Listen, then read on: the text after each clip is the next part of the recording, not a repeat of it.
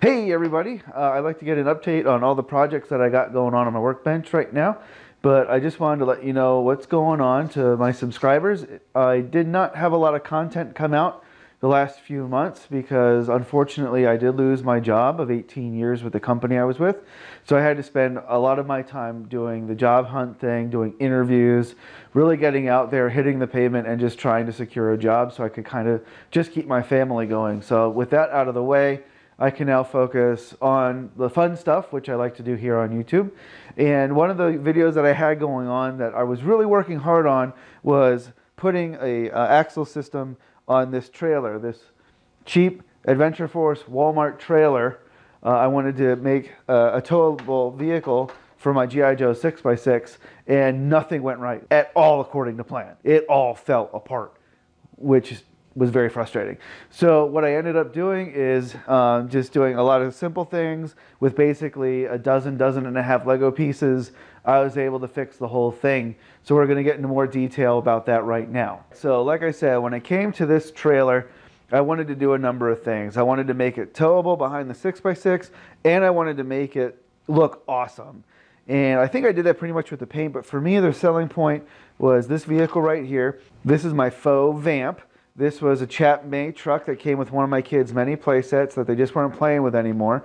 But you can clearly tell that it is modeled off somewhat of a Vamp from G.I. Joe line. And what I did was I painted it. I painted the missiles and the missile launcher. I put on the middle cab here, taped that off, painted that off, and then also painted the wheels to make it look like they have mud on them. And then I added some G.I. Joe livery. I have a bunch of G.I. Joe stickers from Toy Hacks is where I get most of my stuff. Some Sky Striker stuff in there, some other things. And then one of the things I'm most proud of is I took the hitch from a Cobra Hiss tank. I had an extra hitch laying around. I cut that out and I used epoxy resin. I just have to color that in. I used epoxy resin to attach that. And now this thing can even tow the trailer, or it can tow the MMS, it could tow a road toad, both of which I have. So this also is something I'm really proud of because it just turned out so well. Or I'm gonna throw some footage in there of all the stuff I did, but I had to take everything off because it was too high. And number one, the tailgate came down like this, so I couldn't even like pretend to put this bad boy up there because it's like tonk. I mean, there was just no clearance there. It was a single axle the whole way across, so making turns made it fall over, made it fall off. I had to add an elastic strap in lieu of like safety chains that you would normally use on a trailer to keep it on the hook that I installed on the 6x6. So in terms of the aesthetics, I think it looks pretty cool. One of the things that happens though, and this happened even before I modified it, the tailgate does not stay up. So I had this old hook and rope from an older toy that was from an attic find a few years ago. I just hot glued that in there, and that holds it pretty much just fine. But what I really had to work on was the wheels. So I had a ton of extra Technic pieces, and I just played around and found out what fit and then what could make it rigid. And what I then had to do, and I'll throw some video up, is I did have to remove all of the paint with my rotary tool because I used an epoxy resin to make sure that everything stuck.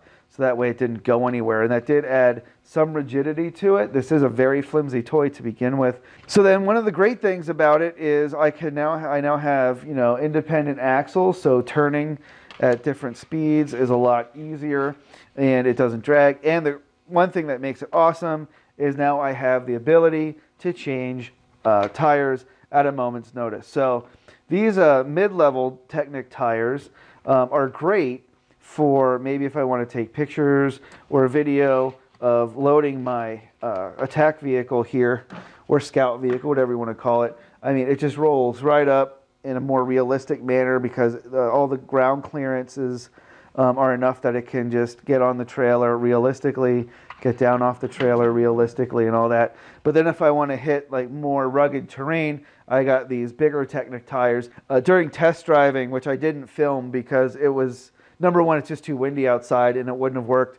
And I really needed to pay attention to how everything was moving. These smaller tires are great. They work just fine. There's absolutely no pro or con except for getting the vehicle on and off. But these guys really help with ride quality.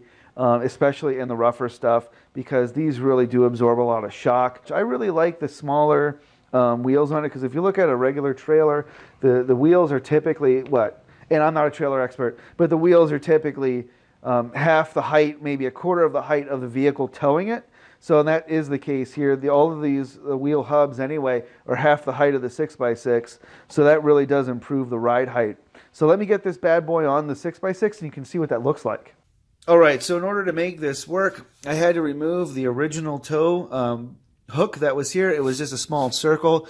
It wasn't near long enough nor big enough, and I couldn't find really a way to attach it. I tried screws, I tried other bits and bobs, and nothing would work. So I had this hook laying around, so I cut that to length. I used epoxy resin to hold it in place. I know I say I use epoxy resin a lot, but I love it because it's easy to mix, and it sets in 5 minutes, and it has proven results.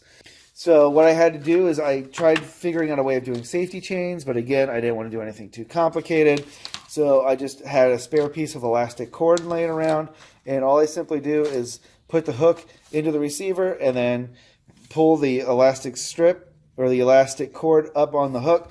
And in all the test runs I've done over the past 2 days, the elastic holds the trailer on better than to be expected. I've gone over bumps with it and made turns with it, and it just doesn't come off. So I know it doesn't look authentic, but it works for what it is, and that's all I'm going for.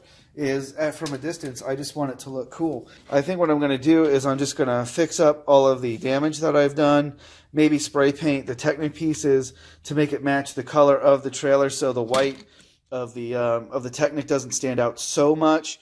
I'm thinking about doing the wheel hubs too, but I don't know just yet. I kind of like it the way it is, and I don't want anything interfering with the way it rolls. That's pretty much where we are with that. So thanks for watching. This video will definitely go on the playlist for all the upgrades I made to the 6x6. It's been over a year since I started that, which is amazing. I can't believe it's been over a year. And I finally got the trailer I want, and I think it's going to look really awesome once I can hit the trail with it once the weather turns. So thanks for watching, and we'll see you in the next one.